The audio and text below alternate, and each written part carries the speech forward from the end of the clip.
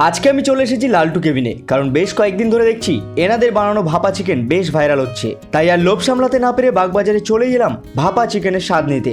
বাগবাজার সার্বজনীনের ঠিক পাশেই এই ছোট্ট খাবারের স্টল। দোকানটা দেখতে ছোট্ট হতে পারে, কিন্তু খাবারের অনেক সম্ভার। চিকেন এবং এনাদের কিছু সিক্রেট মশলা দিয়ে ম্যারিনেট করে ফয়েল পেপারে মুড়ে তারপর মোমো স্টাইলে ভাপিয়ে এই আইটেমটি তৈরি করে। এই আইটেমটার দাম মাত্র 70 টাকা। বেশ বড় সাইজের একটা ভাপানো চিকেন দিয়েছে এবং তার উপরে গোলমরিচের গুঁড়ো ছড়ানো, একটু লেবুর টকটক ব্যাপার আর গোলমরিচের ঝাঁঝালো মিশ্রণ চিকেনটাকে পুরো সেক্সি করে তুলেছে। আমি এর আগে কোনোদিন ভাপা চিকেন খাইনি, আর লালটুদা বললো এনারাই নাকি কলকাতাতে প্রথম ভাপা চিকেন চালু করেছেন।